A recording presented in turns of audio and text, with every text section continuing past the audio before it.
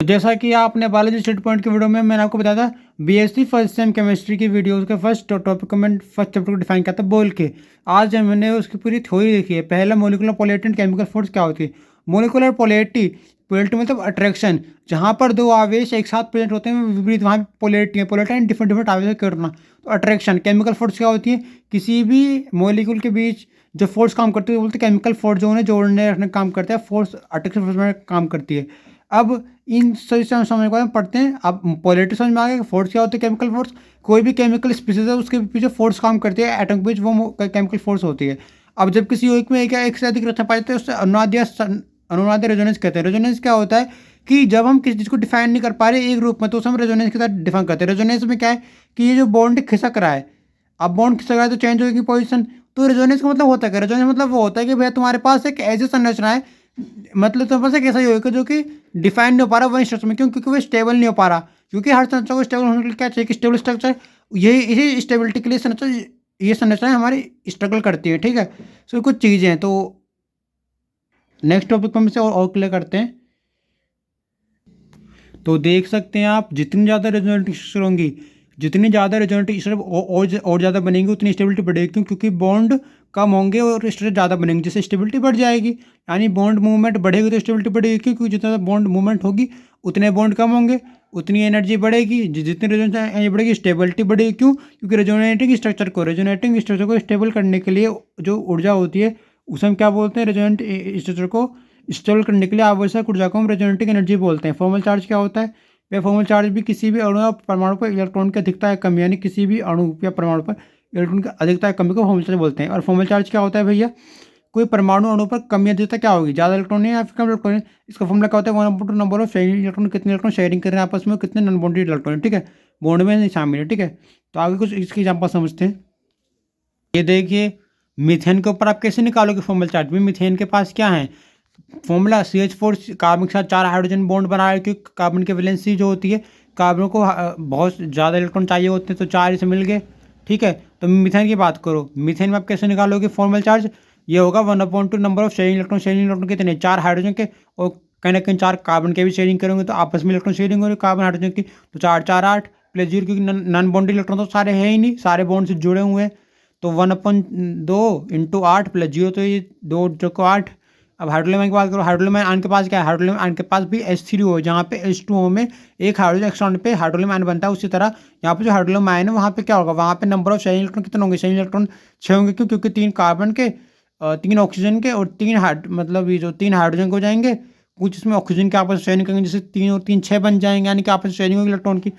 तो 3 दूनी 6।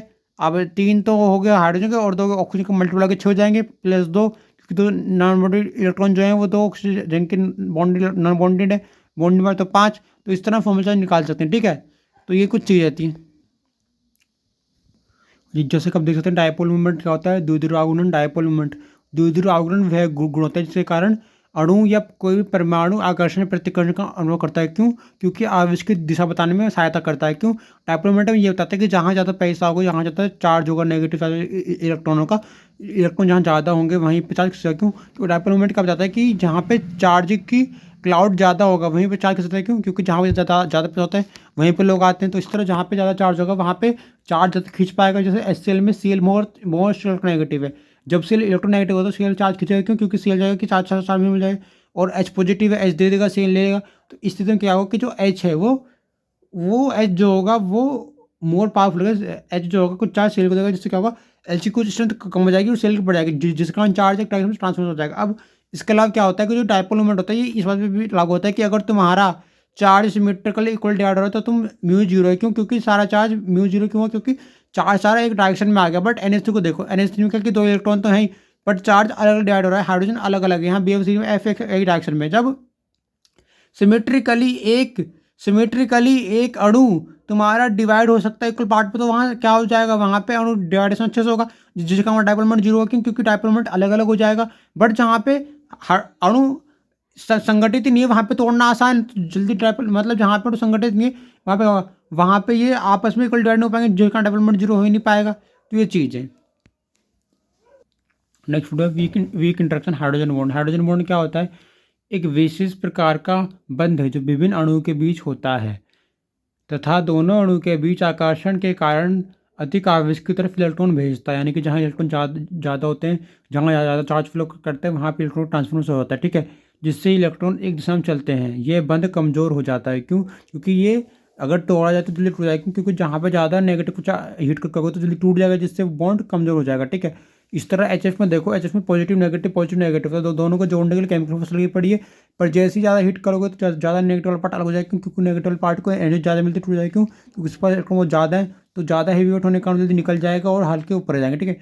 सो चीज़ है इसके अंदर इंटरमोलिकुलर इंटरमोलिकुलर यानी अंतराण्विक अणुओं के बीच हाइड्रोजन बॉन्डिंग क्या होती है? देखो H2 में क्या दे रखा है, पॉजिटिव नेगेटिव बीच बीच में और बीच में हाइड्रोजन बॉन्डिंग हो रही है, तो ये क्या अंतरमोलिकुलर यानी कि दो अणु के अंतर के बीच, ठीक है। कुछ अंतरामोलिकुल जैसे कि कुछ फिनोल दे रखा होता है, नाइट्रोफिनोल, जिसमें O और NO अर्जेंटिन पॉइंट में जुड़े हुए हैं। अगर ये अर्जेंटिन पॉइंट में जुड़े हुए हैं तो पड़ोसी एलिमेंट आपस में जुड़े हुए हैं, तो ये क्या है, आपस में इंट्रामोलिकुलर अंतरा। तो अंतर में क्या है, दो अणु बीच में और अंतरा में चारों तरफ कनेक्ट जुड़े हुए अर्ज पोजिशन पे, ठीक है।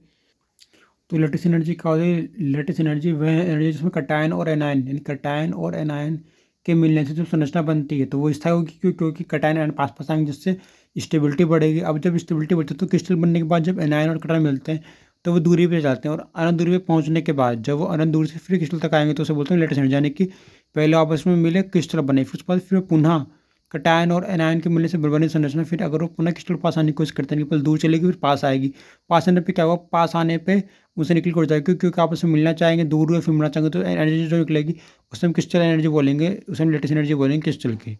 जैसे कि एक एनर्जी जोड़ रही है कि तोड़ रही है, तो कुल मिला के यही है इसमें। सो आज के लिए इतना, बाकी हम आपको बहुत साइकिल वगैरह की फ़ोटोज़ भेज देंगे टेलीग्राम चैनल पे। बने रहें बालाजी स्टडी पॉइंट के साथ।